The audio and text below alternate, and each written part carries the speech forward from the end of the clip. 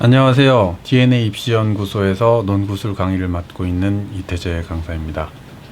이번에 2022학년도 아주대학교 논술 파이널 특강을 맡게 되었습니다. 아주대학교 논술 준비해온 학생들도 있긴 할 텐데, 중점적으로 아주대만 준비해온 학생들은, 지금까지 경험을 통해서 본다라고 하면 많지 않죠. 그래서 이제 아주대 논술이 어떻게 생겼는지 간략하게 확인을 하고, 시험 전에 우리가 특강을 통해서 어떻게 준비할지를 간략하게 짚어보도록 하겠습니다. 자, 논술 전형을 본다라고 하면 가장 눈길이 가는 것은 시험일이죠. 대부분 대학들이 2개 대학 정도를 제외하면 수능을 본주와 그 다음 주 주말에 시험이 집중되어 있는데, 아주대학교는 그 다음 주에 이제 단독으로 보기 때문에 사실상 이제 다른 대학 때문에 지원을 못할 일이 없죠. 그리고 수능 최저가 없습니다. 수능 최저가 없다라는 이런 특성들이 결합돼 가지고 경쟁률이 이제 낮지 않게 형성이 됩니다. 올해 경쟁률도 이제 56대 1에서 이제 79대 1 정도로 특히 이제 작년에 비해서도 10대 1 정도 높아졌는데, 수능 최저가 없기 때문에 지원 경쟁률 자체가 이제 실질 경쟁률이 되죠. 물론 이제 수능을 본 다음에 내가 정시로 더 아주대를 갈 수 있겠다라는 학생들이 일부 빠져나가기 때문에 실제 이제 시험장에 오는 경쟁률은 좀 더 낮아지긴 하지만 상당히 높은 경쟁률이라고 볼 수 있습니다. 그래서 아무래도 이제 이 모집 인원이 가장 적은 편이에요. 문과를 전부 다 합쳐도 이제 45명밖에 되지 않기 때문에 가장 적은 학교인데 경쟁률이 높다라는 걸 꼭 기억을 해야 될 것 같습니다. 그리고 이제 내신 같은 경우에는 5등급에서 100점 만점에서 2점을 깎는 논술 보는 학교들의 가장 일반적인 등급간 격차를 보이고 있기 때문에 실제로 5등급까지는 합격에 거의 무리가 없습니다. 작년 입시 결과를 본다라고 하더라도 합격자 이제 평균 등급은 4.5 정도로 형성이 되는데, 커트라인을 밝히고 있는데 이제 5 초반에서 6 중반 정도로 형성이 되어 있기 때문에 5등급 때까지는 충분히 논술로 커버를 할 수가 있다 라고 생각을 해야 되는 거고, 만약에 이 결과를 확인해 본 학생들 같은 경우에는 의아하게 여길 수 있는 부분이 있어 간략하게 설명을 하자면, 논술 점수가 이제 합격자 간에 거의 격차가 없다 라는 걸 발견을 할 수가 있습니다. 경영학과를 예로 들면 이제 최저 71점, 최고 83.5로 큰 차이를 보이지 않게 되는데, 이건 이제 논술이 변별력을 적게 가지느냐, 그게 아니라 이제 경쟁률이 높기 때문에 큰 의미에서 이제 흐름을 놓친 학생들은 이제 떨어지고, 그 큰 흐름을 잡은 학생들 간의 경쟁이 이루어진다라고 이해하는 것이 타당하겠죠. 시험은 이제 두문항이라고 되어 있는데, 실제로는 2세트, 제시문이 분리된 2세트를 800자 전후, 800자 전후라고 해놓고 올해 모의는 이제 한 문제는 1000자 내외로 출제를 했습니다. 세부문항이 이제 항상 2문제씩 주어지기 때문에 실제로는 400자에서 500자짜리 문제 4개를 푸는 거고, 제시문으로 본다라고 하면 400자짜리 800자짜리 혹은 1000자짜리 문제 2세트를 푸는 것이라고 이해를 하면 됩니다. 학교는 이제 1번을 요약형 비교 대조형이라고 말하고 2번을 이제 통합형이라고 말하고 있는데, 단순하게 본다라고 하면 1번이 이제 인문 문제, 2번이 사회 문제라고 보면 됩니다. 2번에서는 반복적으로 자료 해석이, 반드시는 아니긴 하지만 높은 빈도로 이제 자료 해석이 출제되고 있고, 1번 같은 경우에는 이제 문학 제시문이 거의 빠지지 않고 출제가 되고 있죠. 그렇기 때문에 인문 사회로 이해를 하면 될 텐데, 그리고 이제 분량은 엄격하지 않은 특성을 가지고 있습니다. 실제 이제 논제를 봅시다. 논제를 보면 작년 기출 논제예요. 오전 문제 1번, 2번 이렇게 구성이 되어 있는데, 첫 번째 문제가 이제 비교하라, 그 다음에 문제점을 지적하고 해결책을 제시하라 라고 되어 있는데, 아무래도 이제 활용하는 제시문 수가 2번에 비해서 적기 때문에 나의 이제 목표를 달성하는 상반된 방법을 비교하는 과정에서 다른 대학들처럼 비교하라라고 하면 공통점, 차이점을 보여주는 서술보다도 기본적으로 목표를 달성하는 상반된 방법에 대한 기본적인 이해를 드러내는 요약이 이루어져야 된다라고 보면 될 것 같습니다. 특히 이제 2번 같은 경우가 그 특징적인 문제이기 때문에 문제 전체를 좀 간략하게 짚어보도록 할 텐데, 작년 기출 방금 보여준 오전의 문제 2번의 그 논제와 제시문을 다시 보도록 하겠습니다. 보면 2-1, 2-2 모두 400자 전후로 답하는데 구체적인 요구사항이 3개씩 들어있어요. 3개씩 들어있어요. 3개씩 들어있다라는 것은 결국 뭐냐? 우리가 이제 400자의 용을 쓴다라고 하더라도 쓸 수 있는 분량은 정해져 있죠. 쓸 수 있는 문장 수는 정해져 있는데, 그 안에 구체적인 3개를 보통 2개 이상의 제시문을 활용해서 답해야 된다라고 하면, 답하는데 필요한 내용 말고 다른 것을 쓰면 안 된다라고 이해하는 것이 타당하다라는 겁니다. 첫 번째 요구사항이 지역주의 투표에 대해서 주장하는 바에 대한 차이점을 기술하라 가나인데, 사실 이거는 표제만 본다라고 하더라도 주장이 어떻게 다른지는 알 수 있습니다. 가는 호남은 푸른색, 영남은 분홍색, 지역주의 벽이 더 높아졌다라는 표제의 신문기사고, 제시문 나는 21대 총선 지역주의는 오해다. 그러니까 지역주의 투표에 대해서 사실상 강화되고 있다, 그렇지 않다라는 주장을 보인다라는 거죠. 그럼 우리는 뭘 써야 되느냐?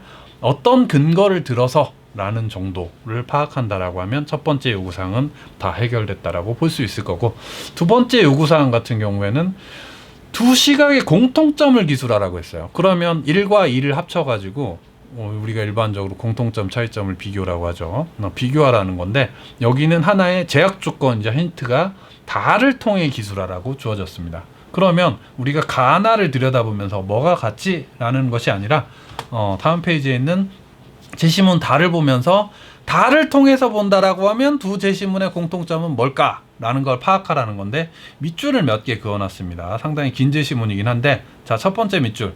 지역정당에 대한 지지는 지역주의적 요소뿐만 아니라 이념적인 요소가 섞여서 나타난 결과예요. 그러니까 정당에 대한 지지만을 가와 나는 보여주고 있는데, 이 안에는 두 가지 요소가 섞여서 나타난 결과인데 그걸 분리해서 보지 않았다. 아래 밑줄도 같은 내용입니다. 마지막 문장만 본다라고 하더라도 뭔가 이 서로 구분해야 되고 차감한 나머지를 계산해야 된다라고 하는데, 가나에서 제시한 득표율 같은 경우에는 그냥 지역별 정당 득표율을 말하고 있을 뿐이기 때문에 이 섞여서 나타난 결과를 분리해서 보지 않았다라는 공통점을 우리가 제시를 해야 된다는 거죠. 그래서 이 문제를 잘 이해하고 있고 아니고를 떠나서, 배경 지식을 가지고 있고 아니고를 떠나서 요구사항에 맞게 문제에 답해 나가는 과정들이 이루어져야 된다는 겁니다. 세 번째 요구사항 같은 경우에는 지역주의가 심화되지 않았다는 주장이 타당한지를 평가하라고 했는데, 내가 평가하는 게 아니에요. 표의 자료를 근거로 하라고 했고, 표 같은 경우에는 제시문 다에 요구사항을 그대로 담아서 A, B, C, D를 빼서 계산하라고 했는데 뺀 값까지 그대로 줬습니다. 그렇기 때문에 이걸 통해서 본다라고 하면 지역주의 투표 정도가 애초에 나타나 있어요. 나타나 있다라고 하면 심화됐는지 아닌지는 19대 대선하고 21대 총선 같은 경우에는 우리가 심화됐는지 아닌지, 그러니까 제시문 나에서 지역주의는 오해라고 했는데 수치가 높아졌죠. 높아졌다. 영남에서 이제 지역주의가 오해라고 했는데 높아졌다라는 그 근거로 해가지고 주장이 잘못됐다라고 판단을 해줄 수가 있을 겁니다. 옆에 이제 붙여놓은 것은 학교의 해당 부분에 대한 실제 예시 답안입니다. 문장을 상당히 길게 쓰고 있긴 하지만 불필요한 내용이 없죠. 사실 불필요한 내용을 쓸 수 있을 만한 분량을 주지 않습니다. 이처럼 이제 우리가 상당히 시사적인 주제가 나오네 라고 하면 뭐 신문을 읽어야 되나 이런 생각을 할 수도 있긴 하지만, 논술은 결국은 요구사항을 잘 따라가면서 문제를 해결해 나가면 됩니다. 특히 이제 그 자료 해석이 주어진 경우에 많은 학생들이 어려워하는 경우들이 많은데, 이런 문제들을 어떻게 어느 부분을 중심으로 해서 답에 접근을 해야 되는지를 수업들을 통해 가지고 명확히 이해한다라고 하면 충분히 강점이 될 수 있는 그런 영역이기도 합니다. 자료는 기본적으로 자료에 그 담긴 정보는 텍스트로 된 제시문보다 정보가 적을 수밖에 없습니다. 그렇기 때문에 오히려 텍스트 제시문보다 명확하게 파악할 수 있다라는 자신감을 여러분들이 파이널 수업을 통해서 갖는다라고 하면 다른 학생들과의 어떤 변별력을 충분히 가질 수 있으리라고 생각합니다. 그래서 이제 1번 같은 경우에 이제 문학 제시문 요약 같은 경우도 이제 학생들이 좀 어려워하는 부분이긴 하죠. 그런데 이제 결국은 분량을 고려하면 두 문장이나 이제 길어도 세 문장 정도, 짧은 세 문장 정도로 요약을 해야 되는데 대학이 이렇게 설명을 하고 있습니다. 수험생 본인의 의견을 더하지 않고 간추려서 제시하는 것이 핵심이라고 얘기를 했습니다. 그러니까 결국은 문학 제시문이든 철학, 윤리 관련된 제시문이든 간에 여러분들이 이제 제시문 분석의 기본을 다시 한번 짚는다라고 하면 1번도 충분히 학교가 요구하는 것을 추론해서 해결을 할 수 있는, 전체로 본다라고 하면 학생들이 느끼는 난이도에 비해서는 어려운 논술은 아닙니다. 그런데 대부분 학생들은 어려워하기 때문에 어느 부분을 여러분들이 장악을 하면 어렵지 않게 문제에 접근을 할 수 있는지를 파이널 강의를 통해서 확인해 보도록 하겠습니다. 특히 2번에서 방금 얘기한 것처럼 요구가 많고 명확합니다. 그렇기 때문에 본인이 그 시사적인 문제에 대한 가지고 있는 견해나 어떤 배경 지식을 뽐내려 들면 그만큼 해야 되는 말을 못하게 되는 거죠. 그렇기 때문에 요구사항을 정확하게 해결하는 것이 중요하다라고 이해를 해야 됩니다.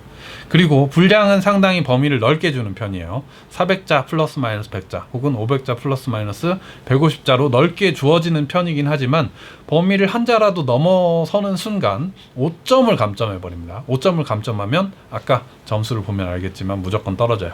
그렇기 때문에 분량은 반드시 맞춰야 됩니다. 이런 부분들을 고려해 가지고 여러분들이 이제 한 주 동안 아주대 논술에 정확히 적응한 상태에서 시험장에 갈 수 있도록 파이널 강의를 운영할 예정입니다. 강의는 이제 화목토 시험일 전까지 해가지고 3회 강의로 이루어지는데 시간은 오후고요. 아무래도 아까 처음에 얘기한 것처럼 우리가 가장 중요한 건 시험 스타일에 적응을 하는 것이기 때문에 최근 문제들을 통해 가지고 파이널 강의는 진행될 예정입니다. 그리고 이제 아무래도 그 마지막 주기 때문에 다른 시험 일정들이 없는 학생들도 많을 거예요. 그렇기 때문에 더 연습해보고 싶은 학생들이 있을 수 있기 때문에 추가로 써볼 만한 연습 문제 또 수업과 무관하게 부여를 하고, 만약에 이제 작성해 온 경우에는 첨삭 시간에 추가적으로 첨삭을 제공할 예정입니다. 그리고 경험적으로 본다라고 하면 아주대가 아무리 이제 경쟁률이 높다라고 하더라도 모집 인원이 많지 않기 때문에 제가 아마 전원을 첨삭할 수 있으리라고 생각을 합니다. 기본적으로 제가 첨삭을 하는 걸 원칙으로 하되 혹시 이제 제가 꼼꼼하게 봐주기 어려운 정도로 이제 수강 인원이 생기는 경우에는 부득이하게 전문 첨삭 강사 선생님하고 나눠서 번갈아 가면서 첨삭하는 방식으로 가능한 제가 한 번 이상, 가능한 2번 다 제가 직접 대면 첨삭을 하는 방식으로 수업을 진행할 예정입니다.